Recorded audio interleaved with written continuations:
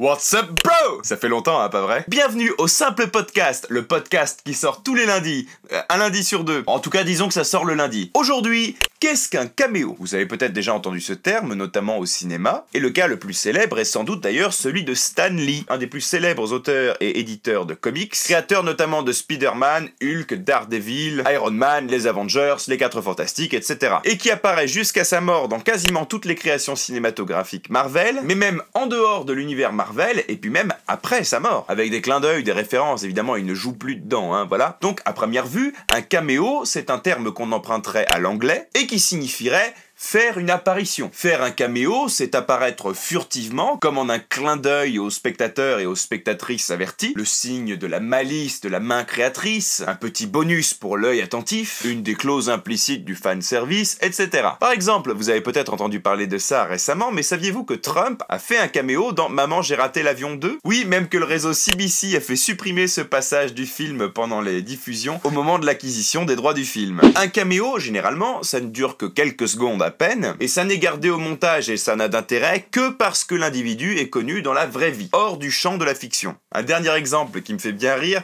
c'est Johnny Hallyday qui est recalé à un concours de sosie de Johnny Hallyday dans le film Podium. Je suis pas dingue du film, mais ça m'a bien fait rire quand même. Alors là, vous vous demandez peut-être pourquoi j'ai choisi le thème des caméos. Eh bien, récemment, j'ai re-regardé la série Sherlock, et si vous l'avez déjà vu, vous vous souvenez peut-être que dans l'épisode 1 de la saison 2, Sherlock s'apprête à ouvrir le coffre de Irene Adler, et au dernier moment, il s'écrit Vatican Cameos. Vatican Cameos. Et le Dr Watson comprend qu'il faut tout de suite plonger pour se mettre à couvert. En voyant ça, j'ai noté faire un podcast sur les caméos. Et voilà, on est là. Mais quel est donc le sens de ce Vatican Cameos? Est-ce simplement un clin d'œil, une référence connue de Sherlock et Watson seuls, relative à une enquête passée peut-être? C'est ce que je me suis dit, mais ça mérite qu'on se penche un peu plus là-dessus. Si vous traduisez cameo, vous verrez rapidement qu'on vous propose camé. Et non, tout ceci n'a rien à voir avec la drogue, c'est camé et E. Camé sans E, par ailleurs, ça vient sans doute de Cam, qui est une abréviation de Camelot, et si vous voulez frimer, vous pouvez dire que c'est une apocope de Camelot. Mais c'est dur à prononcer. Apocope de Camelot, apocope de Camelot, Et si vous n'avez jamais vu ce mot, c'est parce qu'il n'est pas très courant. Pour ma part, je le connais par le biais de l'ouvrage Émos et Camé de Théophile Gautier, dont je vous recommande la lecture. Alors, Émo, pareil, hein, c'est celui-là, hein, pas celui-là, d'accord? Voilà. C'est juste le pluriel de émail, et non pas email. Et ça désigne donc des ouvrages d'orfèvrerie émaillés, comme ceci. Là. Et le camé, car oui, on dit un camé, malgré la terminaison en EE, comme un scarabée, ou un musée, ou un trophée. Un camé, c'est ça. C'est une technique de gravure, disons, qui s'inscrit dans l'art de la glyptique, c'est-à-dire l'art de graver sur des pierres fines. Ça sert toujours pour briller en soirée. Et les matériaux des camés présentent toujours des strates de couleurs contrastées, comme vous pouvez le voir. Donc, les camés du Vatican, ce seraient des sortes de petits portraits, de petits médaillons, c'est ça?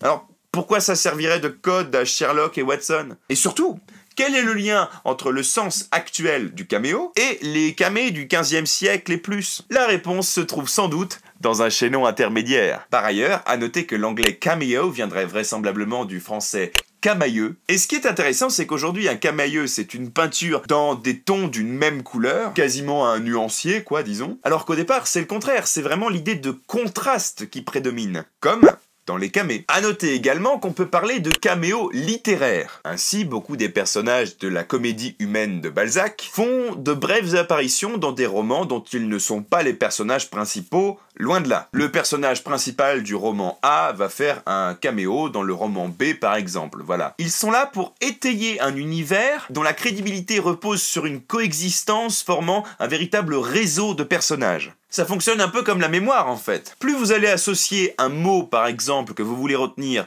à une série d'éléments, d'images ou d'idées clés, plus vous avez de chances de le retenir ce mot. Et bien là, c'est pareil. Plus on multiplie les rencontres et les contextes de rencontres de ces différents personnages, plus on dessine les contours d'un univers cohérent, autonome et peut-être même crédible. Mais là, on n'a pas encore le lien entre tous ces éléments-là. Alors, voici peut-être un maillon qui va nous éclairer. Un caméo, selon selon l'Oxford English Dictionary, c'est aussi un court portrait ou une courte scénette littéraire, une forme courte autosuffisante. Là où un roman pourrait correspondre à un tableau gigantesque rempli de détails, le caméo littéraire dans ce sens-là serait ici l'équivalent d'un petit portrait qu'on tiendrait dans un médaillon. L'équivalent donc d'un camé. Le caméo, ce n'est donc même pas un gros plan sur un personnage, mais plutôt une silhouette signifiante au loin.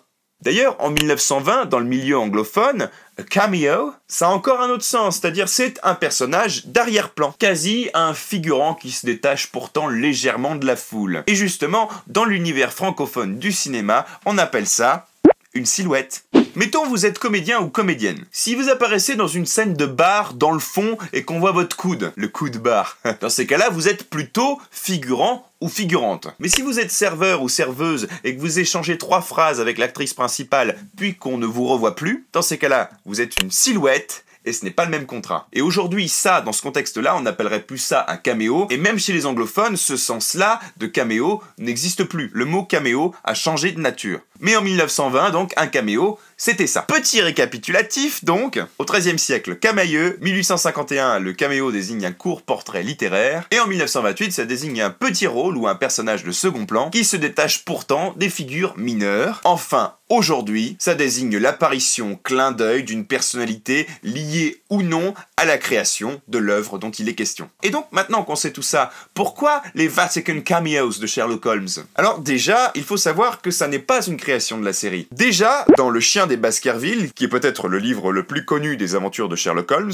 une petite phrase fait allusion à cette enquête qui préoccupait Sherlock, mais c'est tout, c'est juste une phrase, et on n'en saura jamais plus. On peut donc estimer que la série de Mark Gatiss, Stephen Moffat et Stephen Thompson transforme une fois de plus une référence sherlockienne obscure non seulement en un clin d'œil, mais vraiment en procédé permettant au héros de faire face aux péripéties que lui dresse l'intrigue. A noter également, presque pour la blague, que Vatican Cameos, c'est aussi un jeu vidéo de 1986, sorti sur DOS et Apple II. Je savais même pas que ça existait, Apple II. Et qui déploie cette enquête que Conan Doyle n'a jamais explicitée. Alors bon, on parle d'un jeu sur disquette, sans images, et où il faut taper le bon complément d'objet en toutes lettres, dans un temps imparti. Donc voilà, je vous conseille pas nécessairement de l'acquérir à tout prix. Également, je souligne l'existence du caméotype. Étonnamment, je n'ai pas trouvé de site français qui en parle, mais comme l'inventeur n'est pas français, peut-être que... Cette création de Charles H. Williamson, qui date de 1864, est une petite vignette daguerréotypée insérée dans une monture sertie, et qui peut s'apparenter à un pendentif, disons. Alors le daguerréotype, pour faire court, c'est une amélioration des premiers principes photographiques. Et d'ailleurs, conventionnellement, on estime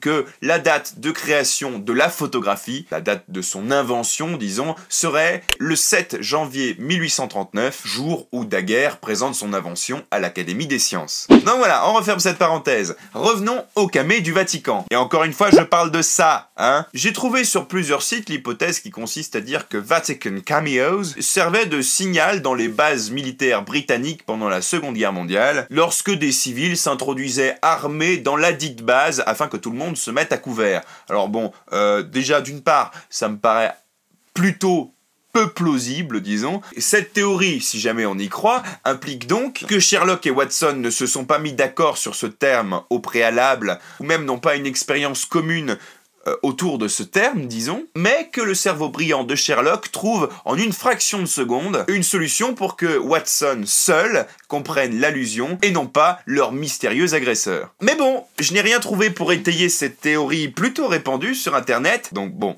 dommage. Donc ne prenez pas ça pour argent comptant, mais plutôt comme une expérience de pensée. Parce que j'aime bien ça, les expériences de pensée. Pour ma part, je crois pas que la solution à « ça n'a pas de sens » dans le film, ce soit de l'attribuer à un comportement issu de la réalité. Il n'y a pas plus de sens à ce que ça se développe dans une base militaire qu'entre un détective et son associé. Tout simplement parce qu'il n'y a toujours pas de trace d'un éventuel rapport entre des bijoux du Vatican et une agression imprévue. C'est pas logique. Alors si c'est étymologiquement correct, eh bien j'attends d'avoir des traces de ça. Voilà, c'est tout pour aujourd'hui. Et si vous avez des suggestions pour des sujets de prochains podcasts, eh bien n'hésitez pas à les déposer dans les commentaires. Et surtout, n'hésitez pas à vous abonner et à aimer la vidéo si ça vous a plu. Allez, à dans une prochaine vidéo. Bon alors, au final, un caméo, c'est quoi? Bah c'est ça.